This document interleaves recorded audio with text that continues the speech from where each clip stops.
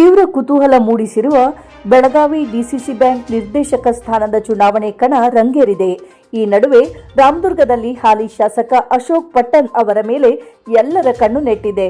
ಹೌದು, DCC bank ನಿರ್ದೇಶಕರ ಸ್ಥಾನದ ಚುನಾವಣೆಗೆ ರಾಮದುರ್ಗ ಕ್ಷೇತ್ರದಿಂದ ಬಾಲಚಂದ್ರ ಜಾರಕಿಹೊಳಿ ಬಣದ ಹಾಲಿ ನಿರ್ದೇಶಕ ಶ್ರೀಕಾಂತ್ ಧಬನ್ ಹಾಗೂ ಮಾಜಿ ಶಾಸಕ ಮಹಾದೇವಪ್ಪ ಯಾದವಾಡ್ ಸಹೋದರ ಮಲ್ಲಣ್ಣ ಯಾದವಾಡ್ ಅವರು ಸ್ಪರ್ಧೆ ಮಾಡಿದ್ದಾರೆ. ಆದರೆ ಈ ಇಬ್ಬರಲ್ಲಿ ಗೆಲ್ಲುವವರು ಯಾರು ಎಂಬುದೇ ಕುತೂಹಲ ಮೂಡಿಸಿದೆ. ನಿರ್ದೇಶಕನ ಸ್ಥಾನಕ್ಕೆ ನಾಮಪತ್ರ ಸಲ್ಲಿಸಿದ್ದ ಶಾಸಕ ಅಶೋಕ್ ಪಟ್ಟಣ್ ಕೊನೆಯ ಕ್ಷಣದಲ್ಲಿ ನಾಮಪತ್ರ ವಾಪಸ್ ಪಡೆದಿದ್ದಾರೆ. ಸದ್ಯ ಕಣದಲ್ಲಿ ಇಬ್ಬರಿದ್ದು, ಇಬ್ಬರಲ್ಲಿ ಯಾರಿಗೆ ಶಾಸಕರ ಆಶೀರ್ವಾದ ಎಂಬ ಪ್ರಶ್ನೆ ಸಾಮಾನ್ಯವಾಗಿದೆ. ಮೂಲಗಳ ಪ್ರಕಾರ ಮಲ್ಲಣ್ಣ ಯಾದವಾಡ್ ಗೆಲುವಿನ ಹುಮ್ಮಸ್ಸಿನಲ್ಲಿ ಇರುವುದು ಸ್ಪಷ್ಟ. ಆದರೆ ಕೊನೆ ಕ್ಷಣದಲ್ಲಿ ಸಾಹುಕಾರರು ಆಡುವ ಆಟ ಸಂಪೂರ್ಣ ಚಿತ್ರಣವನ್ನು ಬದಲಿಸಬಹುದು. ಆದರೆ ಶಾಸಕ ಅಶೋಕ್ ಪಟ್ಟಣ್ ತ್ಯಾಗದ ಮೇಲೆ ಮತ್ತೊಬ್ಬರ ಗೆಲುವು ನಿರ್ಧಾರವಾಗಲಿದೆ.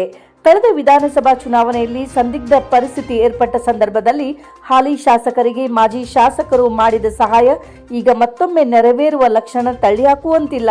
ಇದೇ ಕಾರಣಕ್ಕೆ ರಾಮದುರ್ಗ ಡಿಸಿಸಿ ಕಣ ಕುತೂಹಲ ಮೂಡಿಸಿದೆ.